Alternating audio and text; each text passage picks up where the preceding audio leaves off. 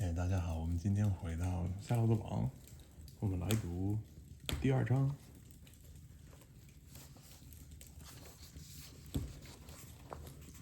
第二章 Chapter 2 Wilbur. Fern loved Wilbur more than anything.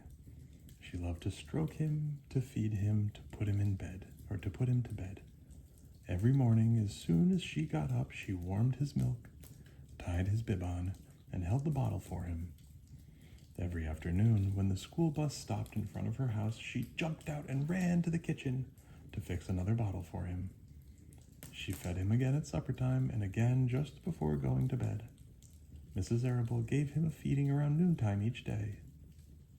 When Fern was away in school, Wilbur loved his milk, and he was never happier than when Fern was warming up a bottle for him.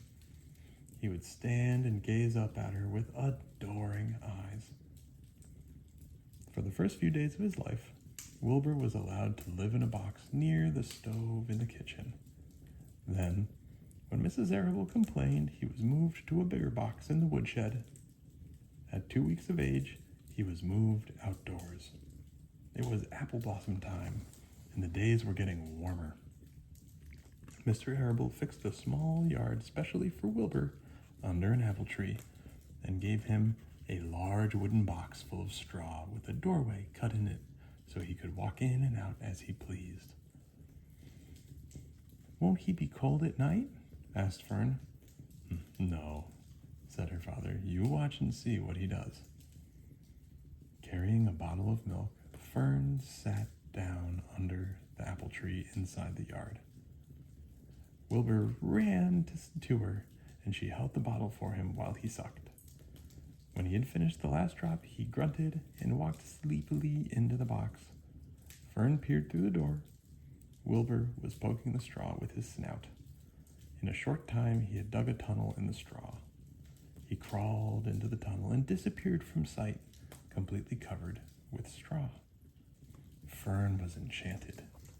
It relieved her mind to know that her baby would sleep covered up and would stay warm. Every morning after breakfast, Wilbur walked out to the road with Fern and waited with her till the bus came.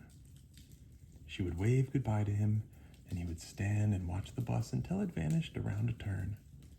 While Fern was in school, Wilbur was shut up inside his yard.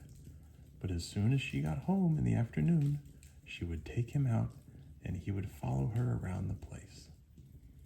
If she went into the house, Wilbur went too. If she went upstairs, Wilbur would wait at the bottom step until she came down again. If she took her doll for a walk in the doll carriage, Wilbur followed along. Sometimes on these journeys, Wilbur would get tired, and Fern would pick him up and put him in the carriage alongside the doll. He liked this. And if he was very tired, he would close his eyes and go to sleep under the doll's blanket. He looked cute when his eyes were closed because his lashes were so long.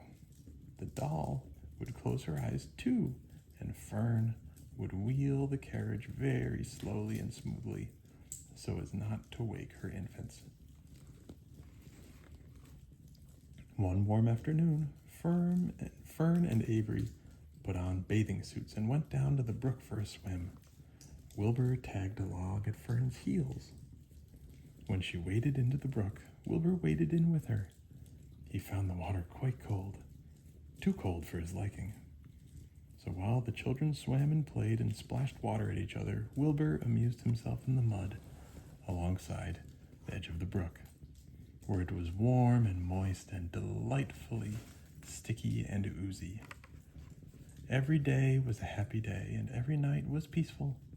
Wilbur was what farmers call a spring pig, which simply means he was born in springtime. When he was 5 weeks old, Mr. Arable said he was now big enough to sell and would have to be sold. Fern broke down and wept, but her father was firm about it. Wilbur's appetite had increased. He was beginning to eat scraps of food in addition to milk. Mr. Arable was not willing to provide for him any longer. He had already sold Wilbur's 10 brothers and sisters. He's got to go, Fern, he said. You have had your fun raising a baby pig, but Wilbur is not a baby any longer, and he has got to be sold. Call up the Zuckermans, suggested Mrs. Arable to Fern. Your Uncle Homer sometimes raises a pig. And if Wilbur goes there to live, you can walk down the road and visit him as often as you like. How much money should I ask for him? Fern wanted to know. Well, said her father, he's a run. Tell your Uncle Homer you've got a pig you'll sell for $6 and see what he says. It was soon arranged. Fern phoned and got her Aunt Edith, and her Aunt Edith hollered for Uncle Homer, and Uncle Homer came in from the barn and talked to Fern. When he heard the price was only $6, he said he would buy the pig. Next day, Wilbur was taken from his home under the apple tree and went to live in a manure pile in the cellar of Zuckerman's barn.